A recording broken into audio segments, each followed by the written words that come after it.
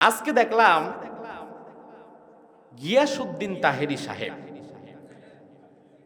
নির্বাচনের হলফনামার মধ্যে তিনি যেহেতু এবার নির্বাচনে হবিগঞ্জ থেকে প্রার্থী হয়েছেন, এমপি হবেন, সংসদে যাবেন, ভালো আলহামদুলিল্লাহ, তিনি সংসদে যাক, এমপি হোক।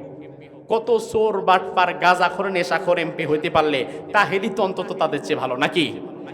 যাক, এমপি হন, সমস্যা নাই।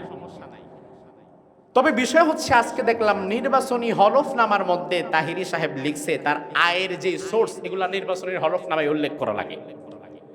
আয়ের সোর্স হিসাবে 2-3টা খাত উল্লেখ করছে, কৃষি, ব্যবসা, আবার নিজের স্ত্রীর কোনো স্বর্ণ গয়না কিচ্ছু নাই, তাহেরি সাহেবের 35 ভরি আছে।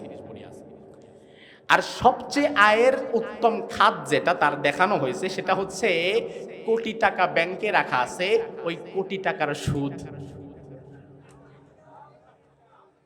ও বিশ্বাস করলেন আপনারা?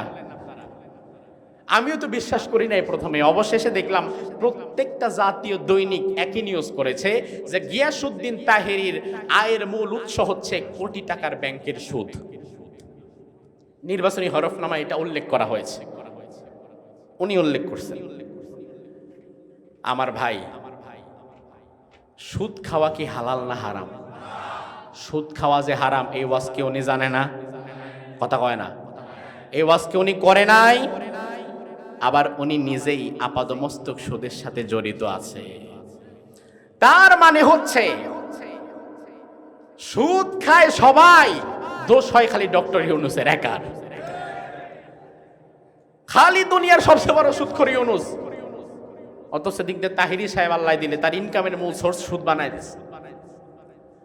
আল্লাহ রাব্বুল আলামিন কোরআনের মধ্যে বললেন, আল্লাযীনা ইয়াকুলুনার রিবা লা ইয়াকুমুনা ইল্লা কামা ইয়াকুমুল্লাযী ইয়াতাখাব্বাতুহুশ শাইতানু মিনাল মাস। দুনিয়ার মধ্যে যারা সুদ খায়, এই সুদখোরগুলোকে আল্লাহ রাব্বুল আলামিন কিয়ামতের ময়দানে পাগলের মতো দাঁড় করাবেন। তাফসিরে জালালাইন প্রণেতা বলেন, লা ইয়াকুমুনা ইল্লা কাকিয়ামিল মাজনুন। দুনিয়াতে মানুষ পাগল হলে যেমন ডানে যায় বামে যায়, তার কোনো হুঁশ থাকে না, এই সুদখোরগুলোকেও আল্লাহ তাআলা কিয়ামতের ময়দানে পাগলের মতো দাঁড় করাবেন। নাউজুবিল্লাহ বলেন। আবার বিশ্বনবী হাদিসের মধ্যে বললেন,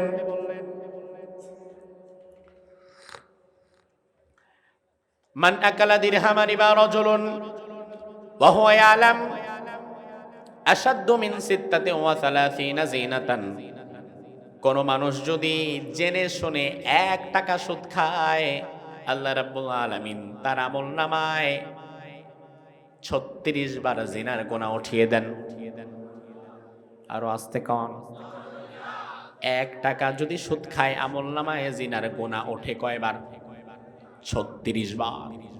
এবার একটু হিসাব করেন তো, 1 টাকা সুদ খেলে 36 বার জিনার গুনাহ, 100 টাকা খেলে কয়শো বার? কত? 3600 বার। 1000 টাকা খেলে কতবার? 36000 বার। বেশি বাড়ানো দরকার নাই। কেউ যদি তার জীবদ্দশায় জেনে শুনে 1000 টাকা সুদ খায়, 36000 বার জিনার গুনাহ সে তার আমলনামার মধ্যে নেয়। এবার বলেন, আমাদের সমাজে যারা সুদ খায়, এরা কি 1000 খায় না চেয়ে বেশি খায়? 1000 খায় না বেশি খায়? আমার ভাই লক্ষ্য করেন, সমাজে পতিতা নারী আছে যারা তাদের দেহ বিক্রি করে।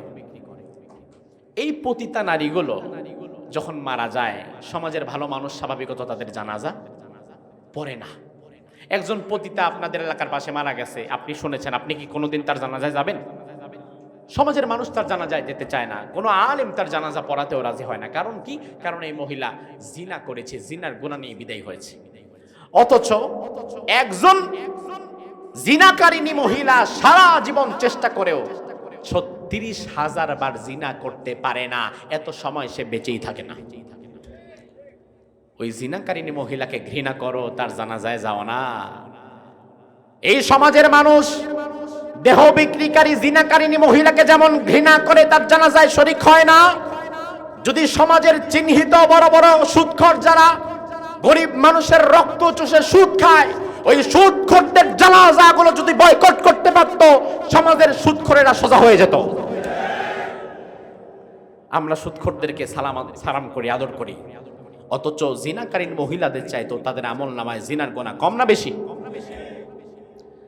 আল্লাহর হাবিব বললেন, লা ইলাহা ইল্লাল্লাহ পড়ার পরে, ঈমান আনার পরে তুমি আর আগের মতো চলতে পারবে না। তোমার নাকের মধ্যে আল্লাহ রাব্বুল আলামিন একটা রশি ঢোকায় দিয়েছে।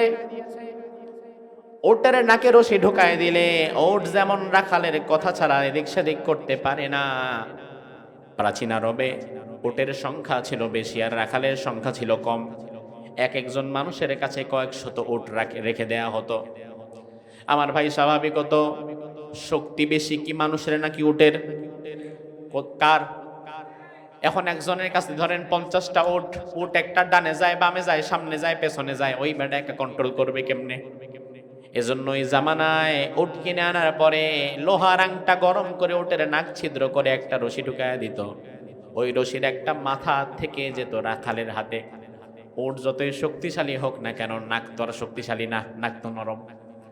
এই জন্য রাখাল যদি ডানে যায় ওটো ডানে যায়, রাখাল যদি বামে যায় ওটো বামে যায়, রাখাল যদি বসে ওটো বসে, রাখাল যদি হাঁটে ওটো হাঁটে। রাখাল ডানে টান দিছে, উট ডানে যাওয়া লাগে। উট ভালো করেই জানে আমার রাখাল যদি ডানে টানে আর আমি যদি বামে যাই তাহলে আমার নাকটা ছিঁড়ে যাবে।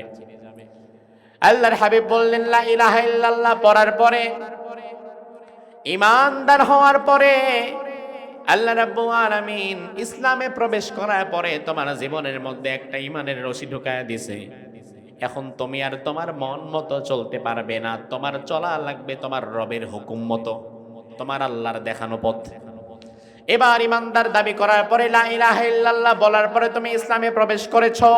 এবার আল্লাহ রাব্বুল আলামিন তোমাকে ব্যবসা করতে বলবেন যেভাবে, তোমার ব্যবসা করা লাগবে সেভাবে। তোমার পরিবার চালাতে বলবেন যেভাবে, তোমার পরিবার চালাতে হবে সেভাবে।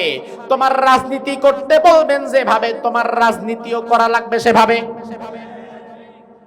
আপনি যদি ঈমানদার দাবি করার পরেও নিজের মন মতো চলেন, আল্লাহ বললেন ডানে যেতে, আপনি যদি বামে যান, আল্লাহ বলে সামনে আগাতে, আপনি যদি পেছনে যান, ওট রাখালের মতো না চলে ডানে বাম করলে ওটের নাক যেমন থাকে না, ঈমানদার দাবি করার পরে লা ইলাহা ইল্লাল্লাহ পড়ার পরে আল্লাহর হুকুম না মানলে ঈমানটাও থাকে না।